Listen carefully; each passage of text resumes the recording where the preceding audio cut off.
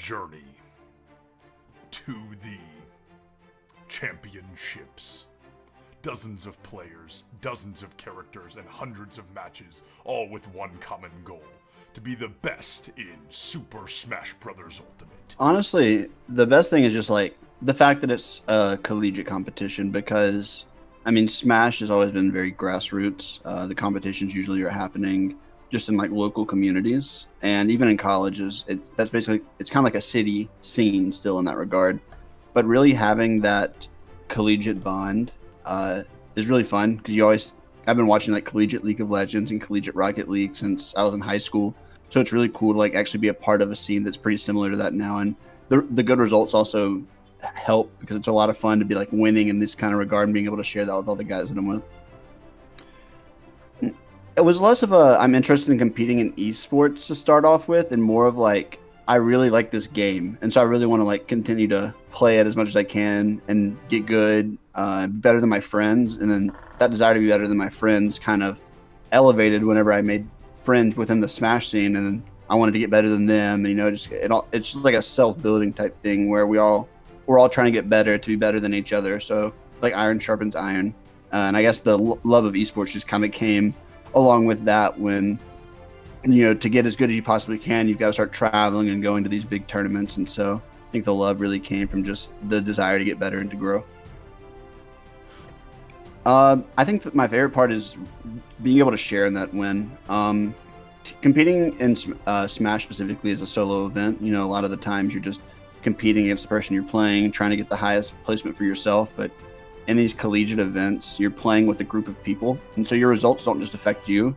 And at least for me personally, I feel like that helps me to kind of put my play into perspective and know that like I'm not playing just for myself, so I can't let myself get frustrated. I've got to be more in tune to like the fact that my results will either help or hurt somebody else. Sometimes if I'm there and I have to clutch up, then that's on me.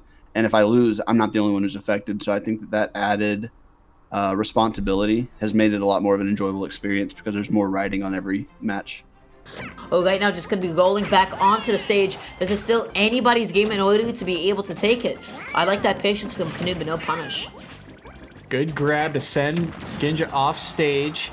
Dash attack gonna kind of reset the scenario on the opposite side, and the fade back, and you can kind of tell Canoe hunting for that back air. It's been able to close out the first two stocks for him, and both players playing very patient right now. There is the back air. That's gonna do it too. Canoe takes game one. Nessa's F smash. What a note. I don't even know what to say about that one. I think he held down on the forward smash a little too long, and now 54% on his last stock. MKL Horizon's gonna have to play very carefully.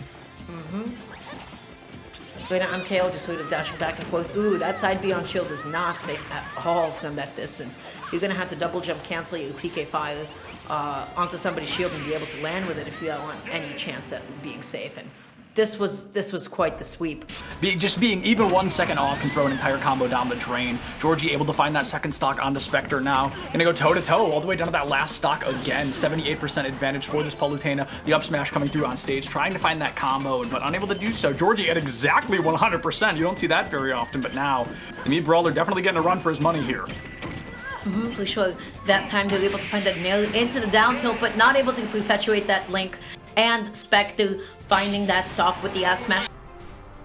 I've been a very competitive person, I think, for the past few years. Whenever I'm playing a game, I'm always trying to be the best that I can be and do as best as I can. So being able to compete in a setting where I can represent a school, such as my own school, and play with other players, I think is just a really great opportunity, and I really wanted to capitalize on it and become the captain of my team, which I am now.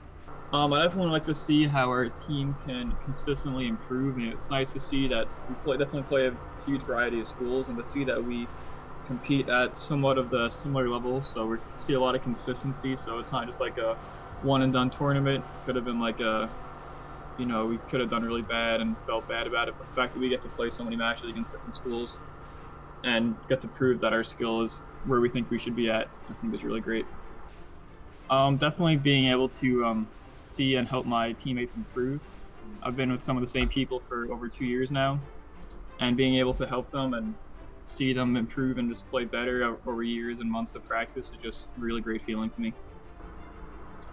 I would definitely say, definitely always practice. The better you are, it's just going to make everything easier as you go on. But do some research, because a lot of schools have some great esports programs built in already that have been over the few years have developed really far. And I believe our school is definitely not at the same level as some other schools, but we are hoping in the next few years to be able to get to that point. So yeah, definitely just do your research and just see what school or what program you think would work best for you. 20 teams.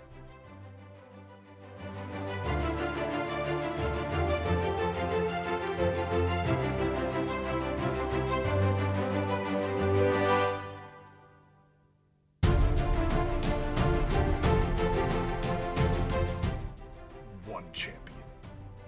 I think the most exciting thing about competing in EGF, you know, for me personally, but I also think I could speak on behalf of, like, you know, my entire team, like by extension, is just the fact that we have like a goal that we can all work towards, like, together. Like, for so long, like, before we had like our team structured, before we had like a varsity team, a JV team, we were all more or less competing against each other. So like when we'd host our own tournaments, it was all just like, okay, well now we have like these rankings that we all play for. You know, we're all trying to come up with like some secret matchup strategies to beat each other. And, you know, that was really great in like motivating us all to compete and keeping us all like really fresh in our gameplay and getting us all like, you know, better as players. But I think now that we have the chance to work together and like, you know, now it's not just us like coming up like, all right, well, I got to think of like this matchup on my own. I don't want to tell this other person about it because, you know, they're going to know how I'm going to try and fight them next time we play. Now it's like we can all share tech with each other. We can all share different information, matchup knowledge, tips that we notice in each other's gameplay. Like we can point out each other's habits. Like it's a complete collaborative effort towards one common goal. And I think that's the really exciting thing about being able to compete on the team with everybody. You know, when I was a kid, I was just really competitive when it came to like playing games, like whether it was with my brother, with other family members, with just like friends like across the street or whatnot. I was just like a really naturally competitive person.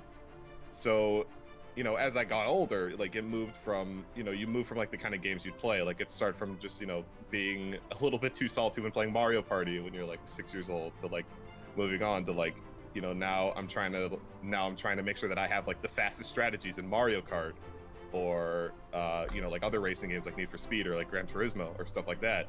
And then it was just kind of like a natural progression from there. Like as I got older, I started to have more access to like different tools to improve in like the games that I really liked to compete the most in. And you know, as you start to get better and you start to understand how to play in different competitive games more, it kind of like broadens your understanding. It's like, wait, so if I could get this good after, you know, just like a couple of months of like watching YouTube videos of other people playing this game, and now I can beat my friends, now I can beat like my relatives, what would happen if I tried to play against other people from like the other state away, or for like from wherever else, from like across the country over like net play or like online play or something like that?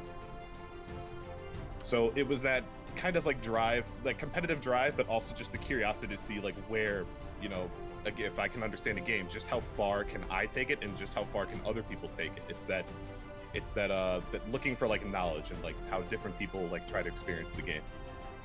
My favorite part about playing collegiately is that it's the community aspect in the way that you get to meet a lot of people that you would never be able to meet otherwise. So this has been one of the things that I feel like we can really pride ourselves the most over at DePaul University, is the fact that we have so many different types of people from all different walks of life competing in esports, or even just being involved with the community. Like even as like not competitors, we can still host events for games like Among Us, or we could just host like casual pickup games for like Rocket League, Overwatch, Smash Brothers, you know, all sorts of different titles.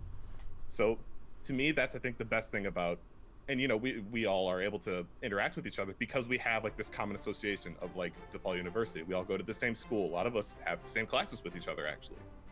So it's being able to use gaming and collegiate and like you know, being a university student as like two things that everybody has in common to branch together all sorts of different people. Yes, and that number one advice that I could give is to not get discouraged right away, because competition is very, very scary, if I'm being honest. You know, it takes a lot of guts to just like have confidence in you just being able to prepare by yourself, like at home, and just go out to like a tournament and just be like, all right, I'm ready to compete, I'm ready to put myself out there. It takes a lot of guts to do that. So if you're able to do that once, I think that's the hardest. I think you've already gone past the hardest part. So, you know, if you do get to that point and you get completely destroyed by some other players, or like either in the school or like by other teams, like if you're playing like pickup games against other teams or scrims or something like that, you have to realize that everything is like a learning process. And in a lot of different collegiate scenes, I know that DePaul University is like this, but I'm sure many other universities that take esports seriously are like the same way as well. You know, all sorts of people, you know, they form a community. They are all willing to help each other grow and learn and practice at a given game. So if you have the guts to go out there and practice and play with everybody once, and you're not doing super hot, don't let that be enough to deter you. Like, there's going to be a lot of people that are going to be willing to help you. There's going to be a lot more resources than you would have had if you had not reached out to everybody.